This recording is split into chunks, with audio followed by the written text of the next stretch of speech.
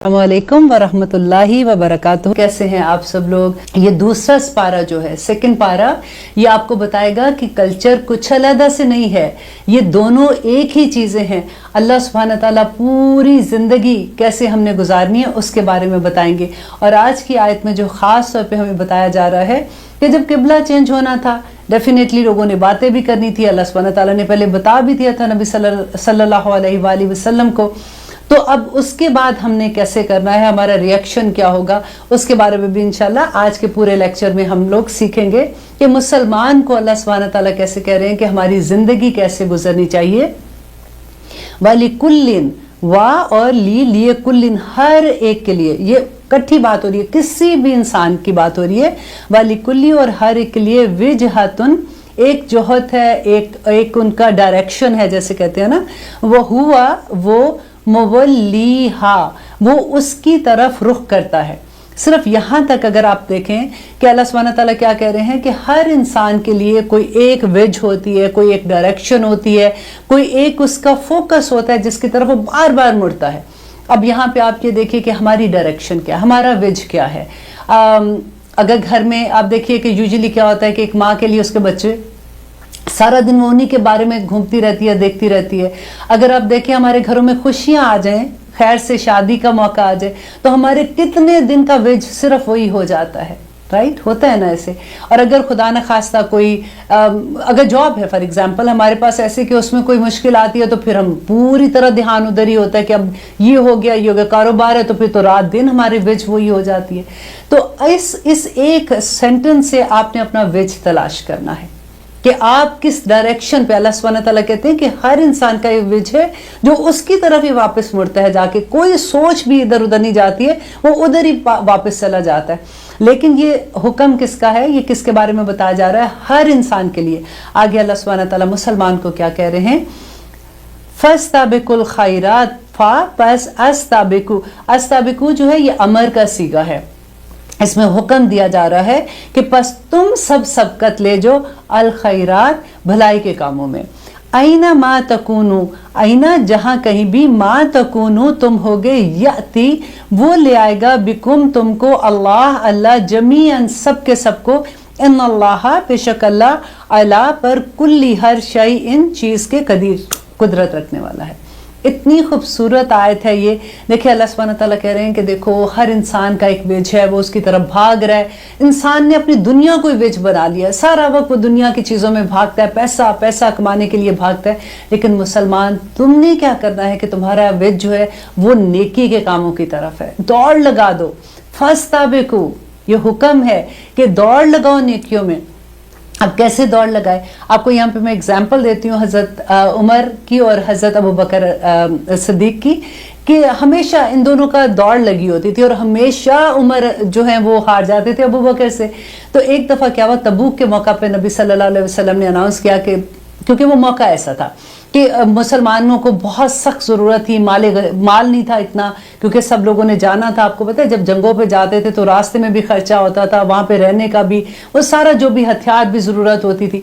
तो नबी सल्लल्लाहु अलैहि वसल्लम ने अनाउंस किया कि जो भी जैसे मदद कर सकता है वो ले आए। अब उमर अलैहिस्सलाम ने, उमर रज़ी अल्लाह ताला अन्हु ने सोचा है कि यूँ करता हूँ कि आज मैं अबू बकर से सबकत ले ही जाने वाला हूँ। अब क्या होता है कि वो अपने पूरे घर का, देखें उस ज़माने के घर भी आप देखें कैसे होते थे। हमारे तो गरीब से गरीब लोगों की पेंट्री आप देखें तो वहाँ के अमीर से अमीर शहजादों की भी वो पेंट्रियाँ नहीं होंगी, अल्हम्दुलिल्लाह। लेकिन उमर ने क्या किया कि अपने, उमर रज़ी अल्लाह ताला अन्हु ने क्या किया कि अपने घर का पूरा आधा सामान एक साइड पे रखा, एक रख लिया, एक उधर रखा, एक उधर रख लिया, पूरा सामान अपने ऊँट पे डाला और लेके आ रहे हैं, बड़े खुश कि आज मैं अबू बकर को हरा दूंगा। और हज़रत अबू बकर ने क्या किया, आप देखें जब वो नबी सल्लल्लाहु अलैहि वसल्लम के पास पहुंचते हैं तो नबी सल्लल्लाहु अलैहि वसल्लम हैरान होकर कहते हैं कि अबू बकर घर क्या छोड़ के आए हो। तो कहते हैं कि मैं अपने घर में अपने नबी और अपने अल्लाह को छोड़ के आया हूँ। वो घर का सारा सामान ले आते हैं। उतनी देर में हज़रत उमर एंटर होते हैं, तो जब ये देखते हैं तो वो फिर कहते हैं अबू बकर आज भी तुम बाजी ले गए मेरे से। देखिए ये बात होती है कि नेकियों में सबकत, ہم سبقت کہاں پہ لے کے جاتے ہیں.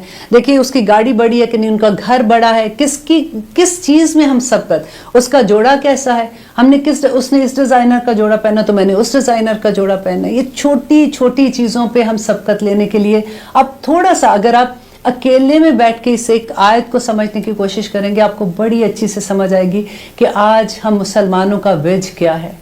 اور اللہ سبحانہ تعالیٰ نے جو کہا ہے کہ بھاگو اور آگے مقابلے میں آگے بڑھ جو نیکیوں میں, ہم مقابلہ کن چیزوں کا کر رہے ہیں, ہم کہاں پہنچنا چاہ رہے ہیں. اور اللہ سبحانہ تعالیٰ آگے جو کہتے ہیں کہ اینما تکونوا یأتی بکم اللہ, کہ تم جہاں کہیں بھی ہوگے اللہ سبحانہ تعالیٰ تم کو لے آئے گا. دیکھیے قبر کا, آپ دیکھیے 30ویں سپارے کی آیت تھی وَإِذَا السَّمَاءُ انشقت, جب آسمان پھٹ جائے گا, اللہ اکبر, وَأَذِنَتْ لِرَبِّهَا وَحُقَّتْ, اور وہ اپنے رب کا حکم مان لے گا, اور اس کا حق بھی یہی ہے کہ وہ حکم مان لے. وَالْأَرْضَ مُدَّتْ, اور جب وَإِذَا الْأَرْضَ مُدَّتْ, اور جب زمین جو ہے وہ پوری ہموار ہو جائے گی, وَأَلْقَتْ مَا فِيهَا وَتَخَلَّتْ, کہ وہ القت کر دے گی, وہ نکال دے گی بیچ میں سے, اور وہ خالی ہو جائے گی. اور پھر وہ یہ کہتے ہیں کہ اس کا حق بھی یہی ہے کہ وہ یہ کرے, اللہ کا حکم مانے گی. اور پھر آگے آیت میں کہتے ہیں یا ایھا الانسان, اے انسان, انکا قادح, کہ تو قدم با قدم آگے جا رہا ہے, انکا قادح قدحا و ملاقی, کہ تو آگے اللہ سبحانہ تعالیٰ سے ملنے کے لیے آگے جا رہا ہے. اور آگے یہ آیت پڑھ کے دیکھیے, اتنی خوبصورت صورت ہے جس میں بتایا جا رہا ہے کہ انسان جب آگے جائیں گے اللہ سبحانہ تعالیٰ کے سامنے, تو کچھ لوگوں کے نامہ اعمال ان کے دائیں ہاتھ میں ہوں گے, اور ان کا پھر ذکر ہے کہ ان کا کیا حال ہوگا, وہ خوشی سے اپنے گھر والوں میں واپس آئیں گے. اور کچھ کے نامہ اعمال اپنے بائیں ہاتھ میں ہوں گے, اور وہ اس وقت کیا کہیں گے, اور اللہ سبحانہ تعالیٰ کیا کہتے ہیں. بڑی خوبصورت آیت ہے, انشاءاللہ جہاں پہ آئے گی میں آپ کو یہ صورت بھی سناؤں گی. اب یہاں پہ ہم یہ دیکھ لیتے ہیں کہ اللہ سبحانہ تعالیٰ کہتے ہیں کہ تم جہاں بھی کہیں ہوگے اللہ تعالیٰ سب کچھ لے آئے گا. ان اللہ علی کل شیء قدیر, اللہ سبحانہ تعالیٰ تو ہر چیز پر قدرت رکھتا ہے. اور اگلی آیت ہے 149 پہ, وَمِنْ حَيْثُ, وَمِنْ اور حیثو, اور جہاں سے بھی, خرجتا, تو آپ نبی صلی اللہ علیہ وسلم کو کہہ رہے ہیں آپ نکلیں, فولی, تو پھیر لے, وجہ کا, اپنا چہرہ, شطر المسجد الحرام, مسجد حرام کی طرف, وَإِنَّهُ, بے شک وہ, لِلْحَقُ, کو حق ہے, من ربک, تیرے رب کی طرف سے. اب آپ دیکھیے بار بار وہی اللہ سبحانہ تعالیٰ بات لے کے آ رہے ہیں کہ اپنا چہرہ خانہ کعبہ, اپنا چہرہ مسجد حرام کی طرف کر لو. تو یہاں پہ بھی پھر واپس وہی بات کرے, وَمَا اللَّهُ بِغَافِلٍ عَمَّا تَعْمَلُونَ, تو اللہ اس چیز سے غافل نہیں ہے جو تم کرتے ہو. اور پھر دیکھیں تیسری مرتبہ دوبارہ سے یہی حکم آ گیا, وَمِنْ حَيْثُ خَرَجْتَ, اور جہاں کہیں بھی, خرجتا, آپ نکلیں, فولی, تو موڑ لے, وجہ کا, اپنا چہرے کو, شطر المسجد الحرام, مسجد حرام کی طرف. یہاں پہ آپ دیکھیے کہ اگر آپ کو تھوڑا سا بھی اندازہ ہوگا گرامر کا, تو یہاں پہ سنگل ایک کا صیغہ استعمال ہوا ہے کہ جہاں بھی آپ نکلے, نبی صلی اللہ علیہ وسلم کو کہہ رہے ہیں, تو وجہ کا, تو اپنا چہرہ جو ہے وہ مسجد حرام کی طرف پھیر لیں. اور اب یہ جو سیکنڈ حکم ہے یہ دیکھیے, وَحَيْثُ مَا كُنْتُمْ, اب یہ دیکھیں کنتم, یہ آ گیا پھر سب کے لیے اکٹھا حکم ہو گیا کہ جہاں کہیں بھی ہو تم, فَوَلُّوا, تو تم سب موڑ لو, وَجُوهَكُمْ, اپنا چہرہ, شطرہ, اس کی طرف, لِأَلَّا, تاکہ یکونہ ہو, لِلنَّاسِ, لوگوں پر, لوگوں کے پاس, علیکم, تم پر, حجتن, حجت, اللہ, مگر, الذین, وہ لوگ جو, ظالموا, جنہوں نے ظلم کیا, منہم, ان میں سے, فلا تخشوہم, پس نہ ڈرو ان سے. اب ہم یہاں تک پہلے کرتے ہیں انشاءاللہ. اب یہ تیسری دفعہ جو حکم ہوا ہے, یہ پھر دیکھیے وہی بات ہے کہ جہاں کہیں بھی تم ہو تو اپنا چہرہ جو ہے وہ مسجد حرام کی طرف کر لیں. اب یہاں پہ ایک چیز آپ غور کریں کہ اللہ سبحانہ تعالیٰ نے خانہ کعبہ کا لفظ نہیں بولا, کیونکہ کعبہ کا لفظ بولتے نا تو کیونکہ اتنی سی جگہ ہے تو وہاں پہ سے تو پھر بہت مشکل ہو جاتی کہ ایگزیکٹلی اس ڈائریکشن پہ کرنا. مسجد الحرام, وہ پوری ڈائریکشن جو پورا ہے, اگر آپ یوں نماز پڑھیں تو تھوڑے سے ادھر بھی ہو جاتے ہیں, تو اللہ سبحانہ تعالیٰ نے کتنی وسعت دے دی ہے. اب اس میں یہ ہے کہ نبی صلی اللہ علیہ وسلم جب نفل اینڈ سنت نماز پڑھتے تھے, یہ غور سے سننے کی بات ہے, کہ جب وہ نفل نماز پڑھتے تھے یا وہ وتر پڑھتے تھے تو پھر وہ اپنی سواری پہ جہاں بھی اس کا منہ ہوتا تھا وہ اس طرف پڑھ لیتے تھے. بعض حدیث میں یہ بھی ہے کہ اپنی سواری اس کے پہلے روک کے پہلے کعبہ مسجد حرام کی طرف کرتے تھے, قبلہ کی طرف, اور پھر اس کے بعد وہ سواری جہاں بھی جاتی تھی وہ اس طرح سے مڑ جاتے تھے. لیکن فرسٹ نماز میں نبی صلی اللہ علیہ وسلم نے ہمیشہ سواری سے اترے, قبلہ رخ ہوئے اور پھر وہ نماز پڑھی ہے. جیسے آج کل ہم لوگ کے پاس یہی ہوتا ہے نا کہ جب ہم گاڑی میں جا رہے ہوتے ہیں تو ہم کیا نماز پڑھ سکتے ہیں کہ نہیں پڑھ سکتے. فرض نماز میں قبلہ رخ ہونا شرط ہے, ٹھیک ہے. لیکن اگر آپ فار ایگزامپل آپ سفر کر رہے ہیں, آپ جہاز میں بیٹھے ہوئے ہیں, وہ جہاز آپ کے اختیار میں نہیں ہے, وہ سواری آپ کے اختیار میں نہیں ہے نا, تو پھر جہاں بھی اس کا رخ ہوگا آپ اس کی طرف منہ کر کے آپ نماز پڑھ لیں گے. فار ایگزامپل اب گاڑی جب ہم چلا رہے ہیں وہ تو ہمارے اختیار میں ہے نا, ہم گاڑی روک سکتے ہیں, تو پھر ہمیں قبلہ رخ ہو کے نماز پڑھنے کا حکم ہے. لیکن آپ اگر سنت نفل یا آپ وتر پڑھتے ہیں تو وہ آپ کسی بھی ڈائریکشن میں جب پہ گاڑی چل رہی ہے آپ اس طرح سے وہ ادا کر سکتے ہیں انشاءاللہ. تو آگے اس کے بعد اللہ سبحانہ تعالیٰ کہہ رہے ہیں کہ وجوہکم شطا لی اللہ, اس لیے کہ یکون ہو للناس, اس لیے کہ نہ ہو لوگوں کے لیے, علیکم تم پر, حجتن کوئی حجت, الا الذین ظالموا, مگر وہ لوگ جو ظالم ہیں. دیکھیں اللہ سبحانہ تعالیٰ کہہ رہے ہیں جو ظالم لوگ ہیں نا, جو تمہیں اب باتیں کر رہے ہیں, جو تمہیں تنگ کر رہے ہیں, تکلیف دے رہے ہیں, یا وہ کوئی بھی حجتیں بیان کر رہے ہیں, تم ان کی پرواہ نہ کرو, تم اپنا جو تمہیں حکم ملا ہے تم وہ کرتے رہو. فلا تخشوہم واخشونی, یہ اتنا خوبصورت لفظ ہے, اس کو انڈر لائن کر لیں کہ نہ ڈرو, تخشوہم ان سے, بخشونی پس مجھ سے ڈرو. اور وہ کیوں ڈرو مجھ سے, اور اس کا انعام اللہ سبحانہ تعالیٰ کیا دیں گے, والی اتم, تاکہ میں پورا کر دوں, نعمتی اپنی نعمت, علیکم تم پر, ولعلکم تاکہ تم تہتدون ہدایت پا جاؤ. ہم نے کیا مانگی تھی دعا, یاد ہے آپ کو, الحمدللہ رب العالمین اہدنا الصراط المستقیم. دیکھیں اللہ سبحانہ تعالیٰ یہ اس کا جواب دے رہے ہیں یہاں پہ کہ اللہ سبحانہ تعالیٰ کہہ رہے ہیں صرف مجھ سے ڈرو. دیکھو اگر تم نے قبلہ چینج کیا ہے, اب وہ تمہیں باتیں کر رہے ہیں, تمہیں تانے دے رہے ہیں, تم ان سے نہ ڈرو, تم مجھ سے ڈرو تاکہ میں نعمتیں وہ پوری کر دوں.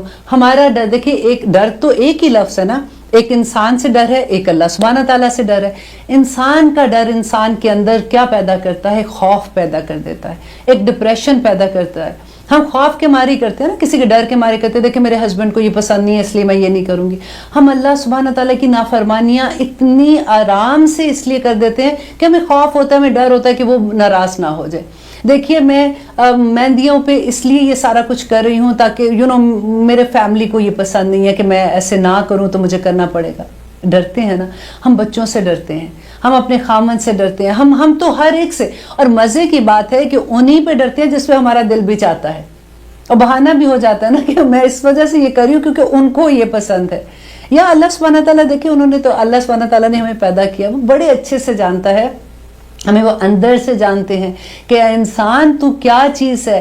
کب آ کے ہم اتنا بڑے بڑے بہانے لگا کے دوسرے کا کر دیتے ہیں. لیکن چلے اگر ہم بہانے نہ بھی لگائیں تو پھر بھی اجازت نہیں ہے ڈرنے کی. اللہ سبحانہ تعالیٰ کہہ رہے ہیں بخشونی, بس مجھے سے ڈرو, کیونکہ جب ہم اللہ سبحانہ تعالیٰ سے ڈریں گے نا تو پھر عنایات ہوں گی ہم پہ. اللہ سے ڈرنے سے یہ ہوگا کہ دیکھو اگر ہم یہ ڈریں گے کہ اگر ہم نے کسی کے بارے میں چگلی لگائی تو اللہ سبحانہ تعالیٰ ناراض ہو جائیں گے, تو ڈر کے مارے ہم وہ نہیں کریں گے.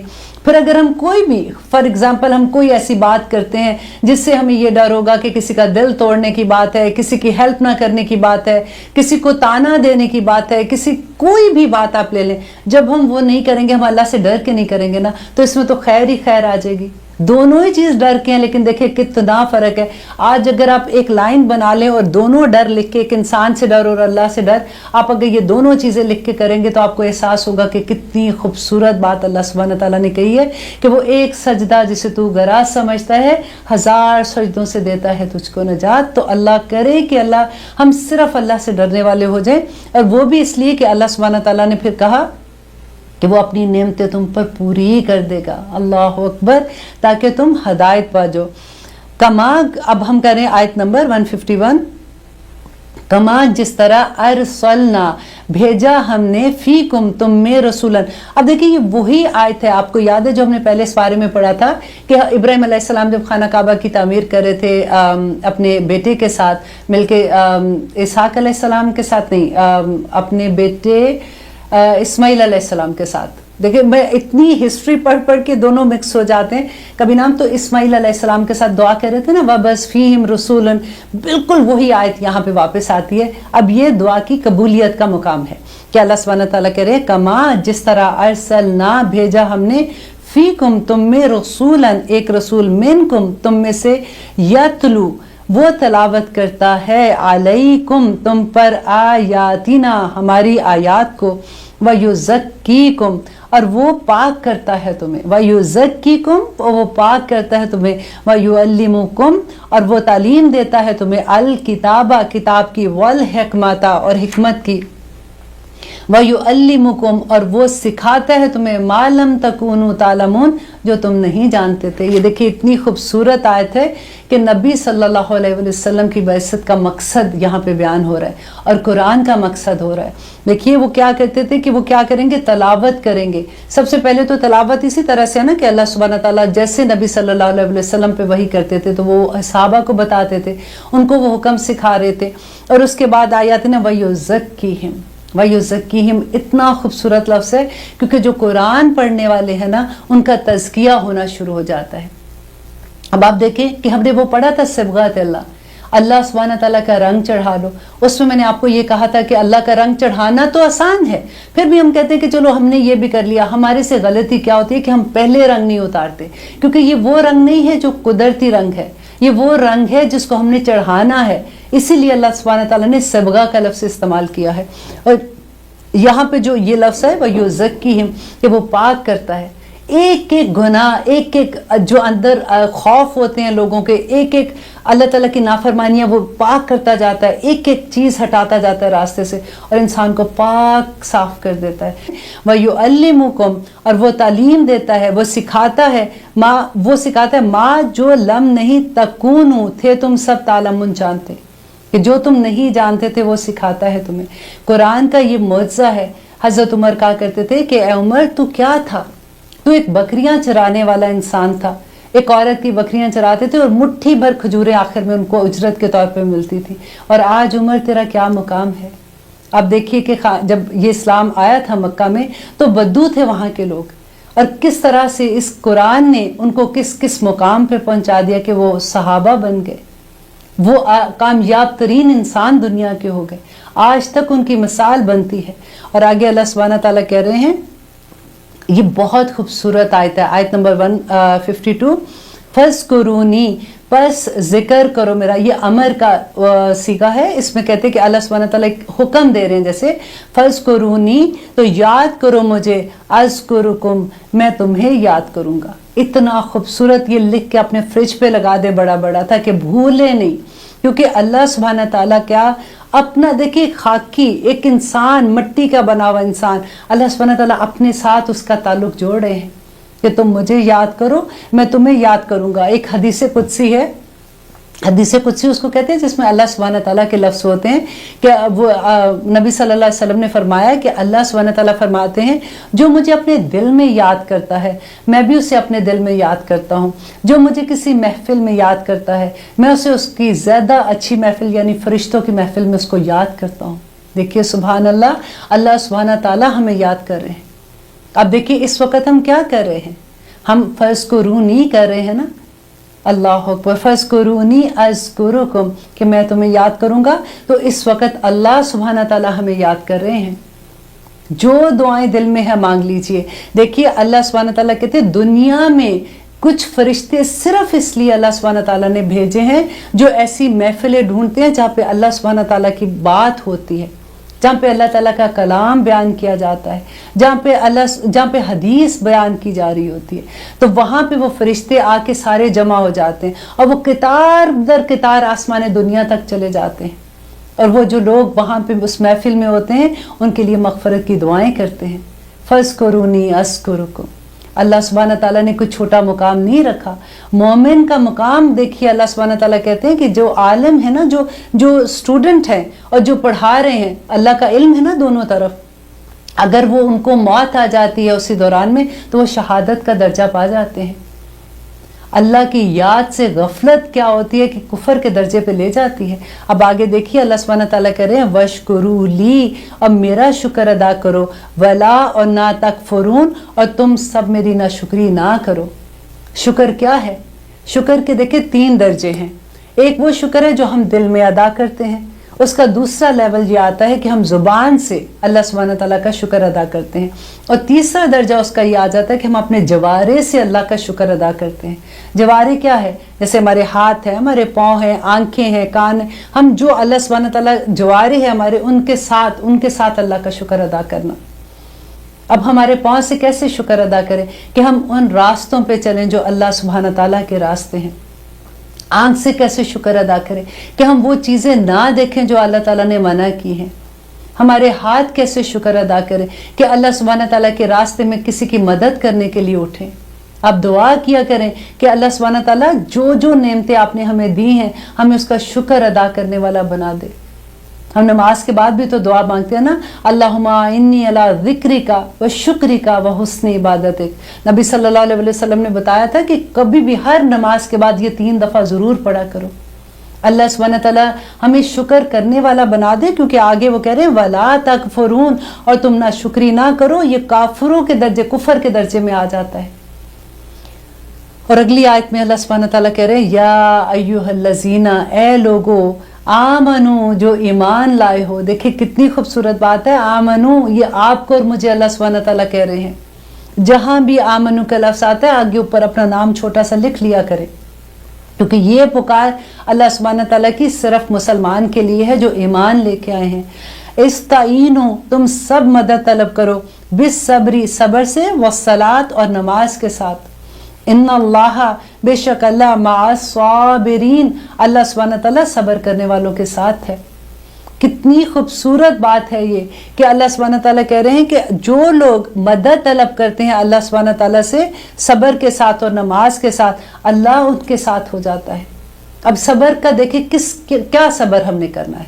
हमारे पास सब्र का, हम सोचते हैं कि अगर किसी पे अल्लाह ना करे किसी के घर में कोई फौत हो गया तो उस वक़्त उसने सब्र किया तो अल्लाह, वो सब्र की बात होती है कि अल्लाह सुब्हानहू तआला ने उसका कहा है कि उस वक़्त सब्र करो।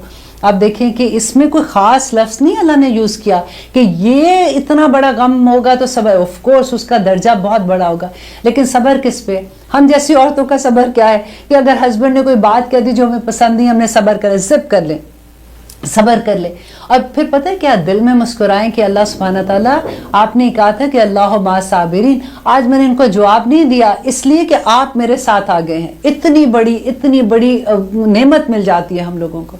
देखिए हम बच्चों पे सब्र करते हैं, कई दफ़ा बच्चे हमें कोई ऐसी बात कह देते हैं, सब्र कर लिया करें। कभी ये होता है कि नई नई शादी होती है, ससुराल में जाते हैं, कई रिश्तों की समझ अभी नहीं आ रही होती, नए नए होते हैं, सब्र करें। कभी बहनों से ऐसी बात हो जाती है, कभी दोस्तों से बात हो जाती है। सब्र हर जिंदगी के हर मामले में आप देखें, सबसे बड़ी बात है। देखिए अगर आप दूसरे लेवल पे लेके जाते हैं तो नमाज में अल्लाह सुब्हानहू तआला 5 वक्त दिन में अल्लाह सुब्हानहू तआला सब्र की प्रैक्टिस कराते हैं। कई दफ़ा ऐसा होता है कि आप किसी ऐसे काम में मसरूफ़ है कि आपका दिल नहीं चाह रहा उठने को, लेकिन नमाज का वक्त आ गया, आप उठ के खड़े हो जाते हैं कि नहीं मुझे अब नमाज पढ़नी, आप वो छोड़ते हैं, आप उस पर सब्र करते हैं ना। रोज़ा क्या है? पूरे का पूरा सब्र है। हज क्या है? पूरे का पूरा सब्र है। ज़कात क्या है? पूरे का पूरा सब्र है। कि आप अपने माल पे सब्र करते हैं ना, वो माल आपका है। अब वो बड़ा लगता है कि मेरे पास इतने पैसे जमा है, अब उनमें से माल में से ज़कात देनी है, तो वो सब्र ही है। सब्र को जब आप पहचानेंगे तो आपको इतना मज़ा आएगा कि अल्लाह मा साबिरीन, कि अल्लाह मेरे साथ है। देखिए जब दुआ करते हैं ना, कभी आपको ऐसा लगा हो कि ये मेरी दुआ जो है ये पूरी नहीं हो रही, मैं बड़े दिन से दुआ मांग रही हूँ, तो ये एक तरीका करके देखें। सबसे पहले नंबर 1 कि थोड़ा सा सदका, वट एवर जो भी आपका दिल चाहता है, $1, $2, $5 वट एवर जो भी है, पहले आप सदका दे दें। फिर उसके बाद किसी चीज़ पे सब्र करें कि कोई एक सिचुएशन ऐसी है कि आप एकदम से उस पर कहते हैं कि नहीं मैंने इस पर कोई बात नहीं, रिएक्शन नहीं देना मैंने कोई भी, और मैंने अल्लाह सुब्हानहू तआला के अहकामात के मुताबिक उन्होंने जो कहा है कि अल्लाह मा साबिरीन, अल्लाह मेरे साथ है, हाथ उठा लें। या रब्बुल आलमीन, आपने ही कहा है कि सब्र करने वालों के साथ अल्लाह आ जाता है। या रब्बुल आलमीन मेरी ये दुआ कबूल कर ले। अल्लाह आप तो मेरे पास हैं इस वक्त, अल्लाह तो वैसे ही सबके पास है, लेकिन देखिए इस खास मुकाम पे ہر جگہ کی ایک خاص وقت ہوتی ہے، ایک خاص حیثیت ہوتی ہے. تو اس مقام پہ جب آپ دعا مانگیں گے تو اللہ کیوں نہیں سنیں گے؟ مجھے اتنی خوبصورت یہ بات لگتی ہے نا کہ اللہ مع الصابرین. دیکھیے کہ اب مکہ کا ٹائم یاد کیجیے، کس طرح سے لوگوں نے صبر کیا تھا. ہمارے پاس تو کوئی ایسی بات بھی نہیں ہوتی ہے، ہم تو دیکھیں خام خواہی چیزوں پہ اللہ کی رحمت کے اندر ہیں ہم لوگ سارے کے سارے. میں کہتی ہوں جس کو صحت مل گئی اس سے بڑی نعمت کیا ہے، الحمدللہ. جس کو اللہ سبحانہ تعالیٰ نے یہ رشتے دے دیے سارے کے سارے، اولاد دے دی، اس کو سارا کچھ ہی مل گیا بیسیکلی. ہمیں اپنی نعمتوں کی قدر نہیں ہوتی ہے، ہمیں اللہ سبحانہ تعالیٰ قدردان بنا دے. اور آگے دیکھیے اللہ سبحانہ تعالیٰ کہہ رہے ہیں کہ ولا اور نہ تقولو. اب آیت نمبر 154 ہم لوگ کر رہے ہیں کہ ولا اور نہ تقولو، تم سب کہو، لیمن ان کے بارے میں، یقتلو جو قتل کیے گئے، فی سبیل اللہ اللہ کے راہ میں، امواتن مردہ نہ کہو. دیکھیے یہ والی آیت جو ہے نا، کیونکہ اس وقت کیا ہوا تھا کہ یہ مکہ میں نے بتایا تھا نا آپ کو کہ مدینہ میں سورۃ بقرہ نازل ہوئی تھی. تو اب کیا ہوا تھا کہ مدینہ میں آتے ہی اتنی جنگیں، سب سے پہلے بدر آ گئی، پھر احد آ گئی، پھر خندق آ گئی. ایک سے بعد نبی صلی اللہ علیہ وسلم ایک جنگ سے فارغ ہوتے تھے تو دوسری جنگ کا وقت آ جاتا تھا، پھر کوئی حملہ ہوتا تھا، پھر وہ جنگ کے لیے بھاگتے تھے. تو اب لوگوں کا یہ سوال تھا کہ یہ جو لوگ شہید ہو رہے ہیں، جنگوں میں جا رہے ہیں، تو ان کے بارے میں یہ کس جگہ پہ ہیں، یہ کیا کہہ رہے ہیں. تو اس کے بارے میں اللہ سبحانہ تعالیٰ یہ آیت لے کے آتے ہیں کہ نہ کہو ان لوگوں کو جو قتل کیے جاتے ہیں اللہ کے راستے میں، امواتن مردہ، بلکہ احیاء وہ زندہ ہیں، ولیکن لا تشعرون لیکن تم شعور نہیں رکھتے ہو. یہ خاص طور پہ یہ جو ولیکن لا تشعرون ہے نا، اس کو آپ انڈر لائن کر لیں.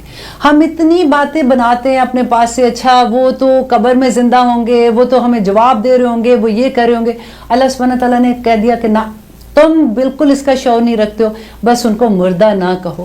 کیونکہ جو اللہ کی راہ میں شہید ہو جاتا ہے نا، اس کا تو یہ کہ سیدھا جنتوں میں پہنچ جاتے ہیں. ایک بڑی خوبصورت اس کے بارے میں ایک حدیث تھی کہ نبی صلی اللہ علیہ وسلم نے کہا کہ جو شہید ہو جاتے ہیں نا، وہ ایک پرندے کے دل کے اندر ان کی روح ہوتی ہے اور وہ جنتوں میں بھاگتے پھرتے ہیں، کبھی ایک درخت، کبھی دوسری درخت، کبھی ادھر کبھی ادھر. اور رات کو اللہ سبحانہ تعالیٰ کے عرش کے نیچے جو قندیلیں ہوتی ہیں نا، ان کے نیچے جا کے جمع ہو جاتے ہیں، سبحان اللہ، اور وہاں جا کے سو جاتے ہیں اور پھر صبح اٹھتے ہیں اور وہ پھر جنتوں کی سیر کرتے ہیں.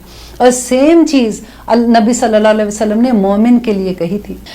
یہ آیت بھی مجھے بہت ڈراتی ہے، کیونکہ وَلَا نَبْلُوَنَّكُمْ وا اور لا بلا شبہ، یقیناً نَبْلُوَنَّكُمْ ہم ضرور آزمائیں گے تمہیں، بِشَيْءٍ کسی چیز سے، من الخوف خوف سے، والجوع اور بھوک سے، وَنَقْصٌ مِّنَ الْأَمْوَالِ اور مال کے نقصان سے، والانفس اور جانوں سے، والثمرات اور پھلوں میں سے کمی سے، اولاد بھی اس میں سے آ سکتی ہے، وبشر الصابرین اور صبر کرنے والوں کو خوشخبری دے دیجیے. یہ دیکھیے اللہ سبحانہ تعالیٰ نے ہمیں اس دنیا میں کیوں بھیجا ہے، اس لیے کہ وہ یہ آزمائے کہ ہم میں سے احسن عمل کون سا کرتے ہیں. سورۃ ملک میں ہم پڑھتے ہیں نا روز، اور دیکھیے یہاں پہ وہی آیت ہے کہ میں ضرور آزماؤں گا تمہیں. لیکن یہ جو چیز ہے نا بِشَيْءٍ، یہ اتنی خوبصورت بات ہے کہ اس سے اتنا حوصلہ مل جاتا ہے کہ کچھ، سارے کے سارے سے نہیں آزماؤں گا، کچھ اس میں سے چیزیں، من الخوف خوف سے. اس کی ایک تفسیر یہ بھی ہے کہ خوف جو ہے وہ اللہ کا ڈر ہے، جو ہے وہ بھوک کی بات ہے تو وہ روزوں کی بھوک ہے، نقص من الاموال جو ہے وہ زکوٰۃ دینے کی ادائیگی میں ہے، والانفس بیماریاں انسانوں کو جو ہوتی ہیں، والثمرات اور اولاد ہے، وہ بشر صابرین اور صبر والوں کے لیے. لیکن اگر اس کو اس طرح سے آپ دیکھیں کہ اللہ سبحانہ تعالیٰ نے جو ایک ہمیں اس آیت سے ایک عمومی سا ایک مقصد نظر آتا ہے کہ اللہ تعالیٰ ہمیں خوف سے بھی آزمائیں گے، اللہ تعالیٰ ہمیں بھوک سے بھی آزمائیں گے، کبھی ہمارے مالوں میں نقصان ہوگا اس سے آزمائیں گے، کبھی اللہ نہ کرے ہماری جانوں میں نقصان ہوتا ہے، کبھی بیماریاں بھی آ جاتی ہیں، کبھی ایسا سچویشن ہو جاتی ہے کہ ہمارے لو ونز ہم سے ہمارے پاس سے چلے جاتے ہیں. الثمرات اولاد ہے کہ اس سے بھی آزمائش آئے گی. تو لیکن اللہ سبحانہ تعالیٰ کیا کہہ رہے ہیں، وہ بشر الصابرین کہ خوشخبری دے دو صبر کرنے والوں کے لیے. صبر والوں کے لیے کیا خوشخبری ہے، یہ کہ اللہ مع الصابرین، کہ اللہ ان کے ساتھ ہے. دیکھیے اللہ سبحانہ تعالیٰ یہ نہیں چاہتے آپ کو تکلیف دینا، یہ تھوڑی سی بشیئن، یہ بڑی خوشخبری ہے اس آیت میں، میرے لیے کم از کم بہت بڑی خوشخبری تھی کہ اللہ اکبر جب میں پڑھی تھی تو میں بہت ڈرتی تھی کہ یا اللہ نہ کرے ان میں سے کوئی آزمائش میرے پہ آئے. لیکن جب بشیئن پڑھا تھا تو اللہ پہ اتنی محبت آئی جس کی حد نہیں کہ اللہ سبحانہ تعالیٰ سے دیکھیں پھر پچھلی آیت یاد کرے کہ جو شکر ہے، اگر کہتے ہیں کہ اگر پہلے سے ہی اللہ کی نعمتوں کا شکر ادا کر دو، وہ نعمتیں اللہ سبحانہ تعالیٰ نہیں لیں گے تم سے. ہم بھول جاتے ہیں نا اس کا شکر ادا کرنا. جب آپ دیکھیں آپ نے کسی کو کوئی تحفہ دیا ہو اور وہ اس کی قدر ہی نہ کرے تو آپ کو کیسا لگے گا؟ بالکل وہی بات ہے کہ اللہ جب اپنی نعمتیں عطا کرتے ہیں آپ اس کی قدر نہ کریں گے، وہ واپس لے لیتے ہیں. بس کوشش کریں کہ نعمتیں چھننے سے پہلے اس کے لیے شکر ادا کر لیں. اور شکر کا سجدہ ہوتا ہے، آپ کو پتہ ہے بہت سے لوگوں کو، دیکھیں جب میں نے پڑھا تھا مجھے بھی آنیسٹلی نہیں پتا تھا، میں شکر کے نفل پڑھا کرتی تھی. لیکن جب یہ پڑھا تھا تو پتہ چلا کہ شکر کے سجدہ ہوتا ہے، اس کے نفل توبہ کے نفل ہیں، یا ویسے آپ جیسے نفل پڑھتے ہو. آپ کو جیسے بیٹھے بیٹھے آپ صوفے پہ فار ایگزامپل بیٹھے، آپ کو ایک دم سے لگتا ہے کہ یا اللہ تیرا شکر تو نے مجھے آنکھیں دی، تیرا شکر تو نے مجھے ہاتھ دیے، تیرا شکر کوئی بھی چیز آپ کے اراؤنڈ جو بھی اللہ کی نعمتوں میں سے، مجھے اولاد دی، یا اللہ تیرا شکر مجھے یہ نعمت دی، وہیں سر جھکا دی اس طرح سے، یا اللہ تیرا شکر، سجدہ یہ ایسے، یا اللہ تیرا شکر ہے، شکر الحمدللہ شکر. ہر نماز میں نے عادت بنا لی ہے، وہی میں آپ کو بھی شیئر کروں گی کہ ہر نماز کے بعد نا جیسے فرض نماز پوری ہوتی ہے پھر سجدے میں جا کے شکر الحمدللہ، نفل پڑھے پھر شکر الحمدللہ کے سجدے علیحدہ سے کر لیا کریں، وہ تو موقع ہوتا ہے اسی حالت میں بھی ہم ہوتے ہیں. تو یہاں پہ اللہ سبحانہ تعالیٰ کہتے ہیں کہ جو میں تمہیں ضرور آزماؤں گا ان چیزوں سے، وَبَشِّرِ الصَّابِرِينَ، اور جس وقت یہ آزمائش آئے گی جو ان پہ صبر کریں گے ان کو خوشخبری دے دو کہ اللہ مع الصابرین، الذین، وہ لوگ جو اذا، جب، اصابتہم، جب پہنچتی ہے انہیں مصیبت، کوئی مصیبت، قالو، تو وہ سب کہتے ہیں انا، بے شک ہم، للہ، اللہ ہی کے لیے ہیں، وَإِنَّا، اور بے شک ہم، الیہ، اسی کی طرف، راجعون، ہمیں سب کو لوٹ کر جانا ہے. دیکھیں یہ تو سب کو پتا ہے نا، ہمیں جب بھی کوئی ایسی بات ہوتی ہے، جب ہمیں یہ لگتا ہے کہ یہ جو سینٹنس ہے نا، جب کوئی فوت ہوتا ہے تبھی ہم پڑھتے ہیں اِنَّا لِلَّهِ وَإِنَّا إِلَيْهِ رَاجِعُونَ. یہاں پہ اللہ سبحانہ تعالیٰ کیا کہا کہ جب بھی کوئی مصیبت، کوئی پریشانی، کوئی تکلیف آتی ہے تو یہ پڑھ لیا کرو اِنَّا لِلَّهِ وَإِنَّا إِلَيْهِ رَاجِعُونَ. ایک یہاں پہ بہت خوبصورت بات میں آپ کو بتاتی ہوں کہ ام سلمہ تھی، نبی صلی اللہ علیہ وسلم کی وائف ہے نا، تو ان کا جو اگر پہلے مکہ کے دور میں ان کا اگر آپ حالات زندگی پڑھیں اتنی خوبصورت ہے. ام سلمہ کہتی ہے کہ جتنا اسلام لانے کے بعد جتنی تکلیفیں میں نے سہی اتنی تکلیفیں کسی نے نہیں سہی. دیکھیے جب باری آگے کہ چلے جی اب مکہ سے ہجرت کرنے کا وقت آ گیا. آپ کو پتہ ہے ہجرت کرنا کتنا مشکل کہ پورا خاندان ہوتا ہے، اتنے پیدا ہوتے جس جگہ پہ تھے، اب وہاں سے ہجرت کرنے کا حکم آ گیا ہے. اور حکم بھی اس لیے آ گیا تھا کہ ابو طالب کی جب وفات ہوئی تھی تو اس کے بعد وہاں پہ سردار کون بن گئے تھے؟ آپ کو پتہ ہے ابو لہب بنے تھے، ان کے چھوٹے بھائی تھے نا.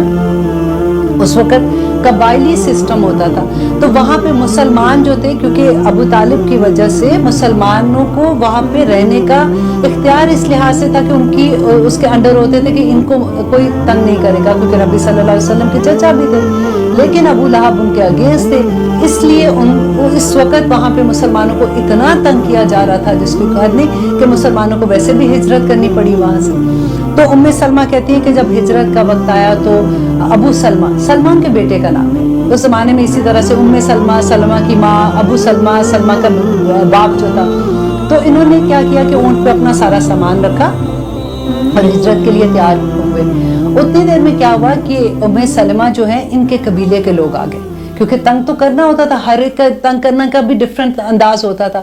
تو تنگ کرنے کے لیے ان کے قبیلے کے لوگوں نے کہا کہ یہ تو ہمارے قبیلے کی عورت ہے، ہم نے اس کو یہاں سے نہیں جانے دینا، اور ان کو روک لیا. اتنے میں کیا ہوا کہ ابو سلمہ کے قبیلے کے لوگ آ گئے اور انہوں نے کہا کہ اگر تم، کیونکہ ماں تھی نا ان کے ساتھ، انہوں نے چھوٹا سا بچہ اپنے سینے کے ساتھ لگایا ہوا ہے، تو وہ ان کو گھسیٹے کہ نہیں اس کو ہم نہیں جانے دیں گے، کیونکہ اونٹ کے اوپر سامان رکھا ہوا ہے، وہ بیٹھنے والے ہیں. تو آگے قبیلے کے لوگ مکہ تھا بھی کتنا چھوٹا سا تو مکہ تھا. اتنی دیر میں ابو سلمہ کی فیملی کے وہاں کے قبیلے کے لوگ آ کے انہوں نے کہا کہ نہیں یہ بچہ جو ہے سلمہ جو ان کا بیٹا تھا یہ تو ہماری نسل سے ہے, ہم اس کو نہیں جانے دیں گے. وہ کہتے کہ کھینچا تانی ایسے ہوئی کہ ام سلمہ کہتی ہے کہ مجھے یہ لگا کہ میرے بچے کے دونوں ہاتھ نکل جائیں گے, تو رو کے ایک دم سے چیخ کے انہوں نے کہا کہ نہیں تم اس کو لے لو, میں اس کو نہیں کچھ کہہ رہی ہوں, تم رکھ لو تاکہ میرے بچے کی جان زندہ رہ جائے. تو کہتے ابو سلمہ اکیلے تنہا ہجرت کر کے بیٹے کو قبیلے والے لے گئے ابو سلمہ کی, اور ام سلمہ کے قبیلے والے ان کو لے گئے. وہ کہتی ہے کہ میں 1 سال تک ایوری ڈے نکلتی تھی اور صحرا میں جا کے مدینہ کی طرف منہ کر کے بیٹھ جاتی تھی اور روتی تھی ان کو یاد کر کے ابو سلمہ کو, کہ کب وہ وقت آئے گا کہ وہ ان کو اتنی اجازت ملے گی کہ وہ واپس آئیں گے, کیونکہ آنا بھی آسان نہیں تھا. واپس کس کی پناہ میں آتے, وہاں پہ پناہ لینی پڑتی تھی نا, وہ نہیں مل رہی ہوتی تھی. تو کہ 1 سال کے بعد جب یہ فیملی واپس اکٹھی ہوتی ہے تو یہ ام سلمہ کی بات میں آپ کو بتا رہی ہوں کہ ان کے ہسبینڈ ایک دفعہ نبی صلی اللہ علیہ وسلم کے پاس سے واپس آئے, اب یہ مدینہ میں ہیں. واپس آ کے انہوں نے کہا کہ آج میں نے بہت خوبصورت بات سنی ہے کہ نبی صلی اللہ علیہ وسلم نے کہا ہے کہ جب بھی کوئی مصیبت آتی ہے تو انا للہ و انا الیہ راجعون پڑھتے ہیں, اور اگر اس کے بعد اگر یہ آپ پڑھ لیتے ہو کہ اللہم اجرنی فی مصیبتی واخلف لی خیر منہا, اگر آپ یہ دعا پڑھ لیتے ہو تو اللہ سبحانہ تعالیٰ جو مصیبت آپ پہ, جو مصیبت یہی ہوئی نا کہ جو آپ کو نعمت تھی وہ آپ کی چھن گئی یا جو چیز چلی گئی آپ سے, تو اللہ سبحانہ تعالیٰ اس سے بہتر چیز آپ کو دے دیتے ہیں, اس سے بہتر چیز دے دیتے ہیں. تو ام سلمہ کہتی ہے میں بڑی خوش ہوئی اور میں نے بھی یہ یاد کر لیا کہ اللہم اجرنی فی مصیباتی واخلف لی خیر منہا, تو یہ میں نے رٹا مار کے یاد کر لیا اس کو اچھے سے. اور ایک وقت وہ آیا, کہتی ہیں کہ جو ان کے ہسبینڈ ہیں ان کی وفات ہو گئی. کہتے میں نے انا للہ و انا الیہ راجعون پڑھا, اور پھر کیونکہ ان کو یاد تھی انہوں نے یہ آیت پڑھی, تو کہتی ہے کہ میں نے دل میں سوچا کہ مجھے اتنی محبت ہے اپنے خاوند سے اور اتنے اچھے یہ انسان ہے, مجھے اس سے بہتر اور کیا چیز ملے گی. تو کہتے ہیں جب ان کی عدت ختم ہوتی ہے تو نبی صلی اللہ علیہ وسلم ان کے گھر جاتے ہیں اور اپنا رشتہ پیش کرتے ہیں. اور پھر اتنی خوبصورت بات ہے کہ کس طرح سے ام سلمہ ان کو کہتی ہیں کہ دیکھیں مجھے اعتراض تو نہیں ہے لیکن میں زبان کی تھوڑی سی تیز ہوں, ٹھیک ہے, نمبر 1. نمبر 2 انہوں نے کہا کہ میری عمر تھوڑی زیادہ ہے, اور نمبر 3 انہوں نے کہا کہ میں بچوں والی ہوں. تو میں نہیں چاہتی کہ میں کوئی آپ سے ایسی غصے میں آپ سے کوئی جھگڑا کر لوں یا کوئی بات کر دوں, تو اللہ سبحانہ تعالیٰ تو ڈیفینیٹلی آپ تو رسول ہیں تو مجھے اس کا بھی گناہ ملے گا. تو نبی صلی اللہ علیہ وسلم مسکرائے, انہوں نے کہا میں دعا کروں گا اللہ سبحانہ تعالیٰ سے اور اللہ تعالیٰ تمہیں نرمی دے دے گا. اور دوسری بات انہوں نے کہا کہ میری بھی عمر اب اتنی بڑی ہے کہ تمہاری عمر سے فرق نہیں پڑتا, اور تیسری بات یہ ہے کہ تمہارے جو بچے ہیں وہ میرے بھی بچے ہیں. تو ام سلمہ نے کہا کہ اب مجھے کوئی اعتراض نہیں ہے اگر آپ کو یہ ساری چیزیں منظور ہیں. تو اس طرح سے نبی صلی اللہ علیہ وسلم کی جو وائف ہیں ام سلمہ, ان کی سٹوری میں آپ کو جو بتا رہی تھی کہ کس طرح سے یہ دعا جو ہے یہ آپ بھی یاد کر لیں. اتنی خوبصورت دعا ہے. کوئی مشکل زندگی میں آتی ہے نا, جیسے فار ایگزامپل کاروبار میں پرابلم ہو رہی ہے, پھر آپ یہ دعا پڑھ لیں, انشاءاللہ اللہ سبحانہ تعالیٰ اس سے بھی بہتر اجر آپ کو دے گا, اس سے بہتر آپ کو روزی دے گا. اگر خدا نخواستہ کوئی کسی